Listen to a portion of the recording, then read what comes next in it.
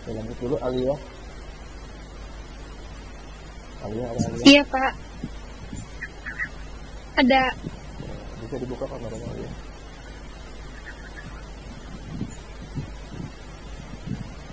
Oke. Dava.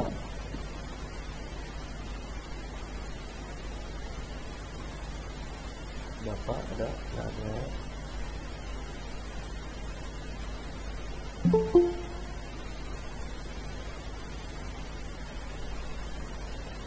Egi ada Egi.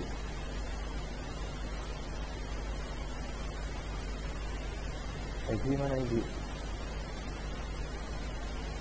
Ada. Fajar. Fajar mana Fajar? Ada. Faris.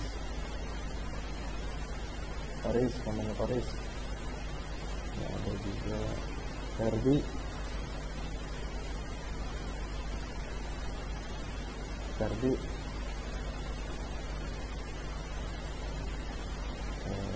Udah hadir gitu. Kamu bisa ngomong kan? Tina.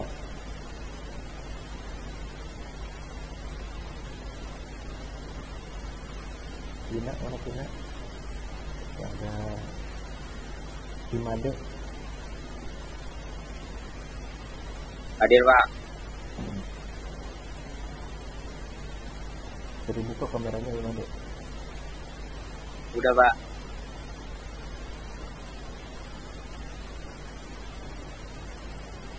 Belum buka. Oke, lanjut dulu ya. Indra mana Indra? Ada Ismail Ma'ruf. Hadir Pak. Jadi buka kameranya. Ya Pak. Rambut ukur. Iya Pak, siap. Panjang itu. Kita laporin Pak Bedi. M. Fahmi.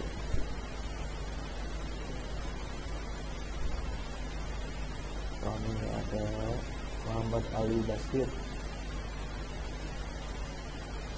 Ada Putri Utami. Hadir Pak. Putri Utami. Nggak kelihatan yang mukanya. Belum itu.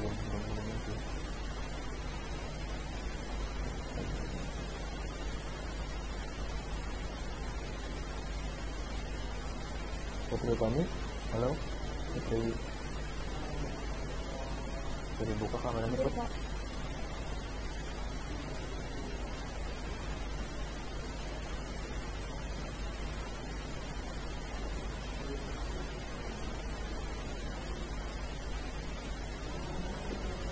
Nanti dulu deh. Rafiq.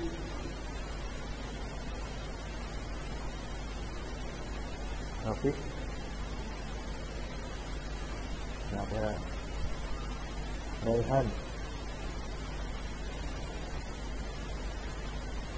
Hadir Pak. Ada buka kameranya Raihan. Wih, gemes banget. Rizky Yogo, si Yogo. Ya. Salsabila.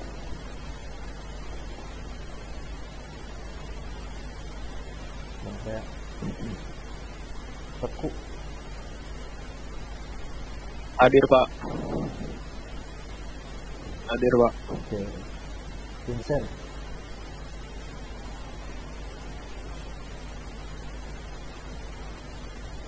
Wahyu.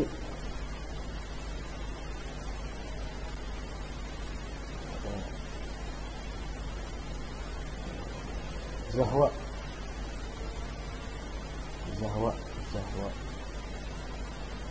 ada Zakia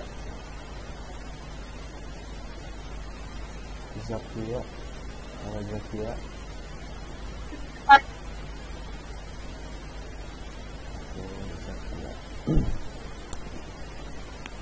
Oke, kelas 10. Ini apa? Hah? Saya. Tadi kan dari awal Adi itu ditanya Adi Saputra ada apa enggak? Enggak ada. Tadi. Belum masuk ya tadi ya?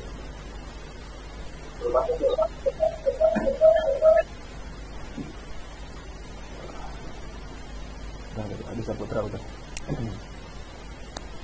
Oke, kelas 10 TKJ.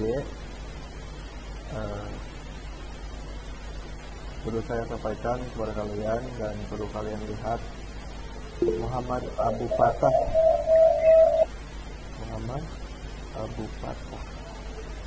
Pak, Bapak, Ya, Assalamualaikum. Waalaikumsalam.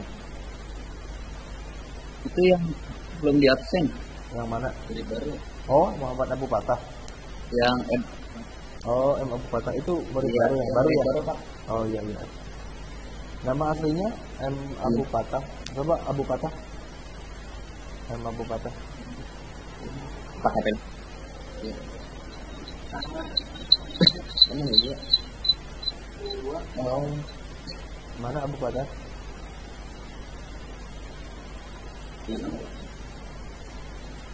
Ini Pak, udah. Oh, bareng sama Ismail. Gitu. M. Ya. Ya. Bareng sama Ismail di situ.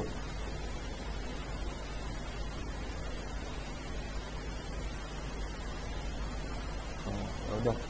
Udah sepongnya. Gimana belajar lagi? M Abu Fatah.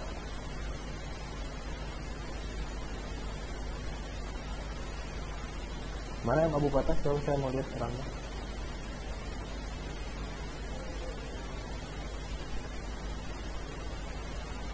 Ini bukan orangnya. Iya Pak. Yang Ismail yang mana?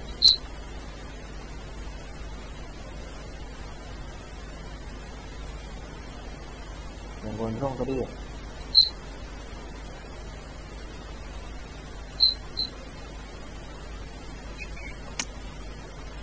Oke. Kayak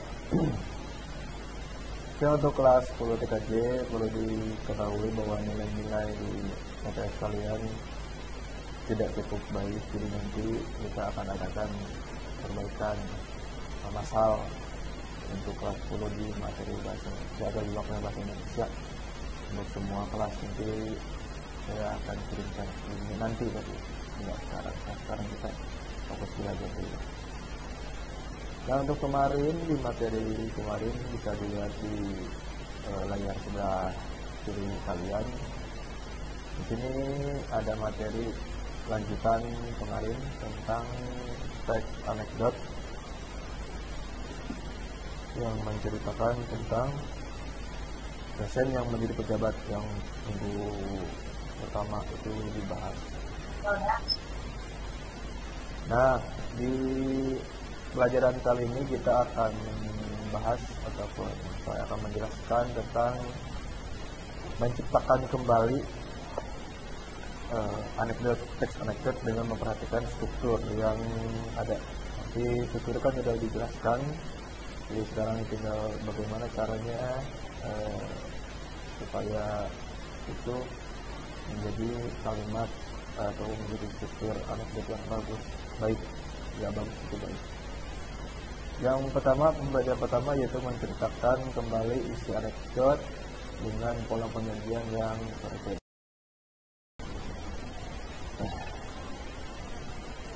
Jadi udah masuk Google Classroom dulu belum? Baca-baca materinya. Hah? Masuk Classroom dulu gak tadi? Udah Pak. Enggak ya harusnya. Udah. Baca bagian mana ya?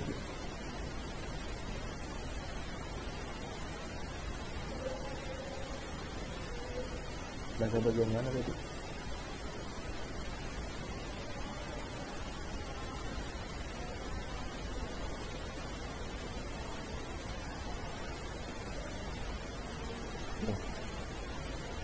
saya ulas dulu sedikit.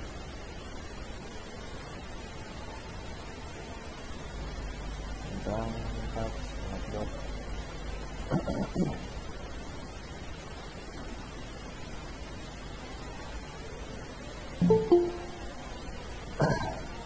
Kita akan masuk di materi menganalisis kebahasaan teks anekdot. Kemarin kan baru disentuh doang.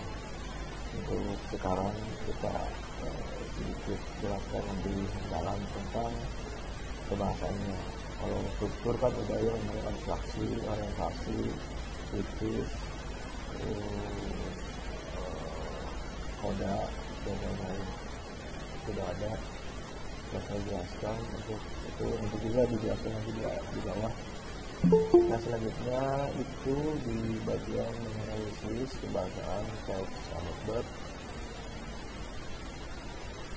Jadi di kebahasaan teks anekdot itu ada enam kebahasaan di teks anekdot. Yang pertama adalah menggunakan kalimat yang menyatakan masa lalu. Sesuai dengan kalimatnya ya, sesuai dengan pengertiannya, menggunakan kalimat yang menyatakan masa lalu berarti seseorang sedang bertanya tentang masa lalu.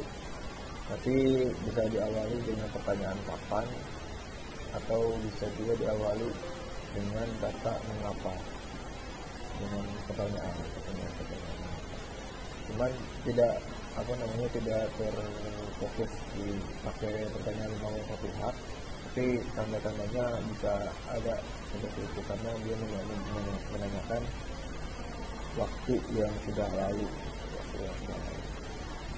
Nanti contoh yang jelasnya di bawah.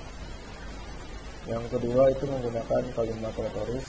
Kalimat retoris adalah kalimat pertanyaan yang tidak membutuhkan jawaban. Nah maksudnya itu kenapa kalimat pertanyaan yang tidak membutuhkan jawaban? Jadi kalimat retoris ini bisa dicatat. Di kalimat retoris itu bukan kalimat retorika ya.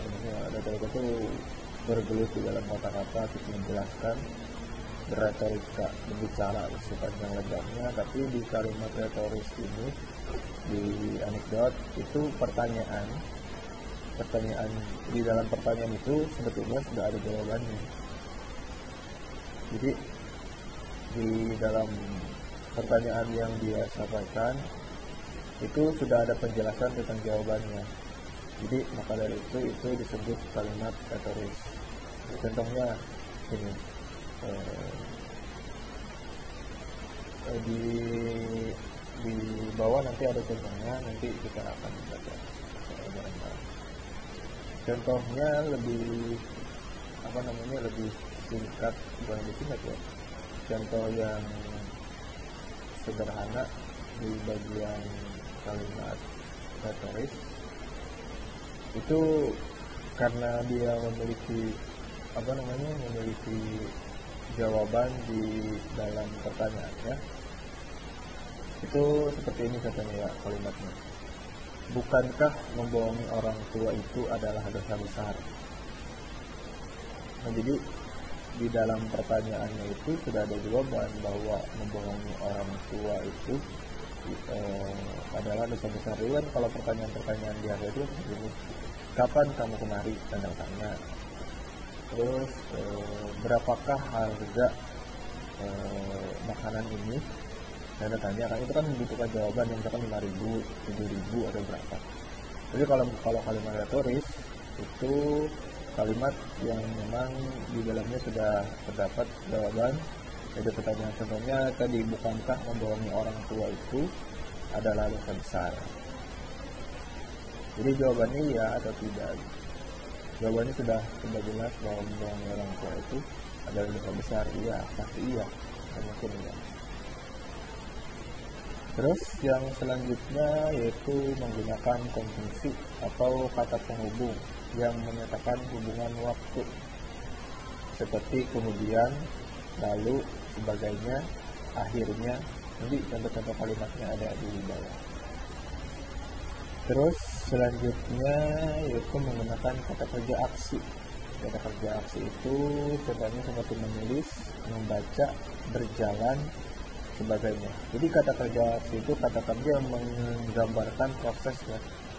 Kata kerja yang menggambarkan proses seperti menulis, berarti seseorang yang sedang melakukan menulis, membaca seseorang yang sedang membaca. Kalau berjalan seseorang yang sedang berjalan. Itu kan kata-kata yang menunjukkan aksi. Aksi itu perbuatan yang sedang dilakukan.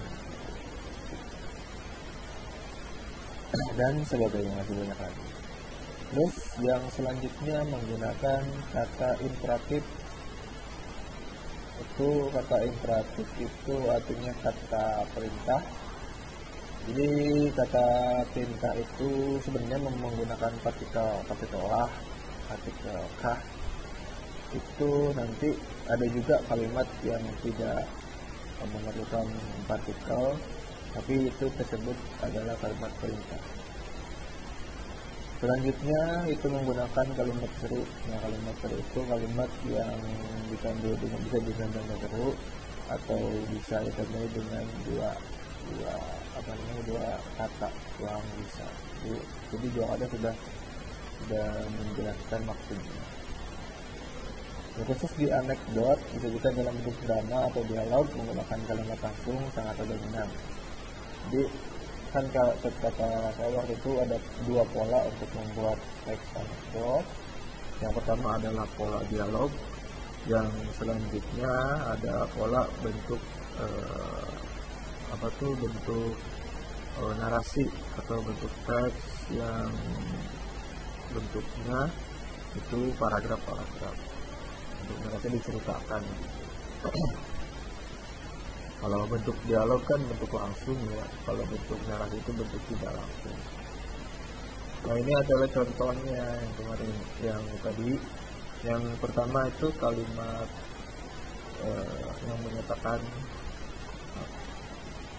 yang menyatakan peristiwa masa lalu. Pada puncak pengadaan korupsi, jaksa penuntut menyerang saksi. Pada puncak pengadilan korupsi, berarti secara otomatis ini pengadilan itu sudah selesai karena ada yang menceritakan pertama puncak pengadilan. Jadi puncak pengadilan itu sudah terjadi karena di sini sudah dijelaskan. Pada puncak pengadilan korupsi politik, jaksa penuntut umum menyerang saksi. Jadi karena sudah ada penjelasan pada puncak pengadilan, berarti ini sudah lampau, sudah masa lalu yang sudah terjadi, kemudian dijelaskan oleh orang seperti itu. Ini yang disebut menyatakan peristiwa masa lalu. Selanjutnya adalah kalimat retoris. Ini kalimat retoris. Apakah benar pada jaksa bahwa Anda menerima uang $5.000 untuk berkompromi dalam kasus ini? Nah, di sini kalimat retoris itu adalah kalimat yang tidak memiliki jawaban di dalam pertanyaannya. Jawabannya adalah, ini pertanyaannya yang pertama adalah bahwa Anda menerima $5.000 untuk berkompromi dalam kasus ini. Jadi pertanyaannya itu sebetulnya akan menanyakan orang yang menerima uang 50.000, tapi ini uang, kalau pertanyaan biasa itu kan untuk apa kamu menerima uang $50.000 itu kan untuk pertanyaan biasa. Tapi untuk pertanyaan di kalimat retoris itu sudah ada jawabannya, untuk berkompromi dalam kasus ini. Berapa Anda menerima $5.000 untuk berkompromi dalam kasus ini. Jadi sudah ada jawabannya bahwa $5.000 itu untuk berkompromi dalam kasus ini, kasus yang sedang dilakukan. Terus selanjutnya pengguna konjungsi yang menyatakan hubungan waktu. Jadi konjungsinya itu yang akhirnya, selanjutnya, lalu, kemudian. Tapi di sini contohnya itu akhirnya ya. Akhirnya hakim berkata, Pak, tolong jawab pertanyaan jaksa. Tuh. Terus selanjutnya penggunaan kata kerja aksi. Ini, saksi menatap, berarti sedang melakukan tatapan ke si jendela. Saksi menatap keluar jendela seolah-olah tidak mendengar pertanyaan. Jadi menatap dan mendengar itu disebut konsumsi saksi karena itu dilakukan. Menatap dan mendengar itu dilakukan, tidak dilakukan dengan secara verbal, gitu. Seperti berjalan, menulis, membaca, gitu. Jadi dilakukan secara gestur nada berita yang bergerak. Terus kalimat selanjutnya yaitu kalimat perintah. Di sini, jadi kalau kalimat perintah bisa ditandai dengan partikulah kah atau yang lain. Ini disebut atau contohnya itu adalah kalimat yang membuat seorang harus menuruti kata-kata tersebut. Pak, tolong jawab pertanyaan jaksa. Nah, kalimat penegasan ya, kalimat penegasan. Pak, tolong jawab pertanyaan jaksa. Nah, di sini sudah ada kalimat penegasan. Yang selanjutnya ada kalimat seru. Kalimat seru ini cukup oleh kedua kata saja. Oh, maaf, bisa begitu.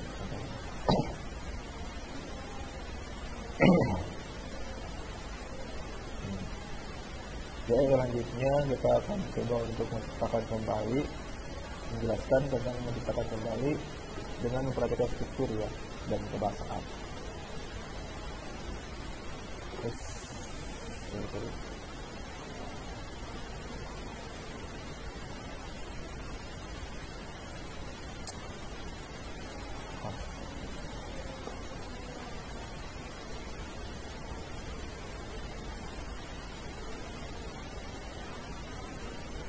ini ya, menciptakan kalimat, menjelaskan kembali teks anekdot dengan memperhatikan struktur dan kebahasaan.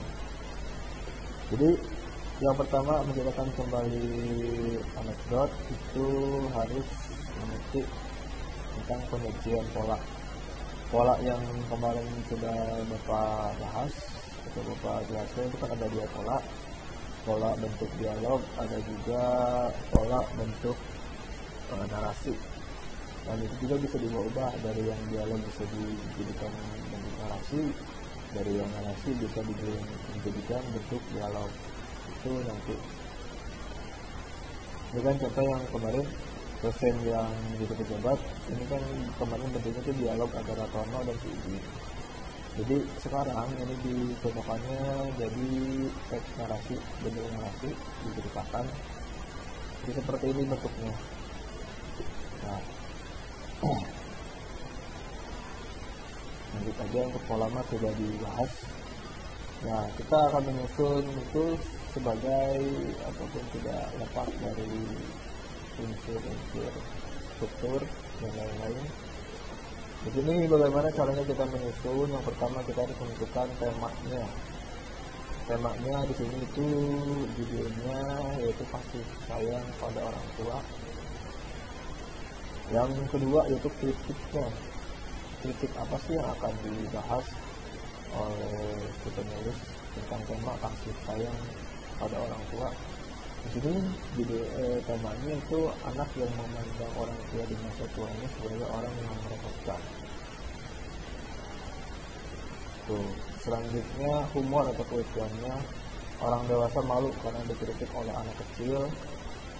Terus tokoh-tokoh yang ada di dalamnya itu ada kakek tua, ayah dan ibu, ada dalam kurung anaknya, dan selanjutnya ada 6 cucu 6 tahun.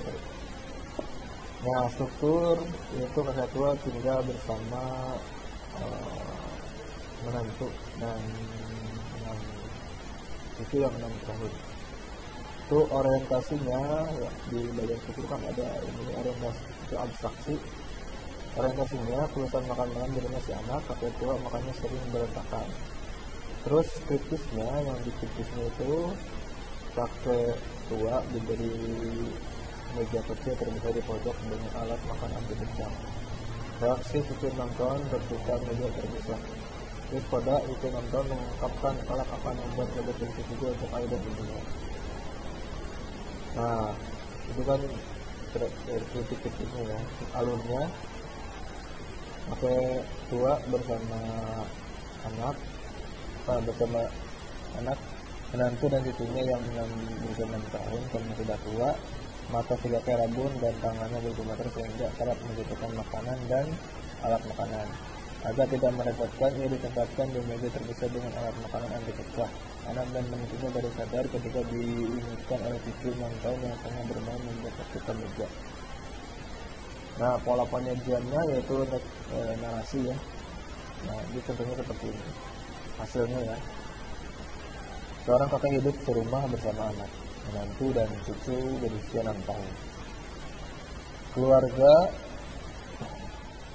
Keluarga itu biasanya makan malam bersama. Si kakek yang sudah pikun sedang mengacaukan segalanya.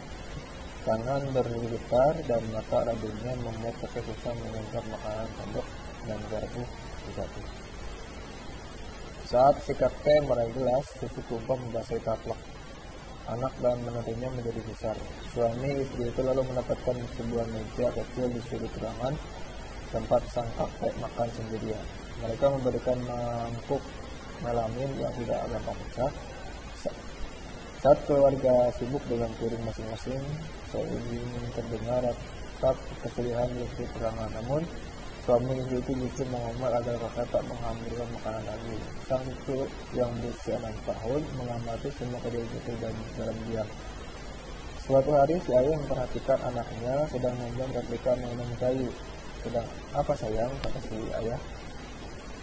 Aku sedang membuat meja buat ayah dan ibu. Persiapan buat ayah dan ibu bila aku besar nanti.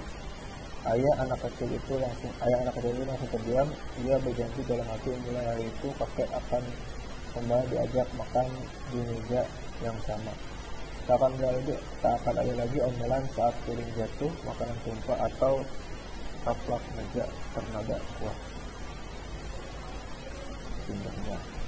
Nah, jadi ini ya bentuknya, nanti bentuknya cara mengisinya seperti ini sudah ada di buku yang tadi ada di Google Classroom. Tinggal dibaca lagi kalau tidak jelas. Nanti bentuknya seperti itu.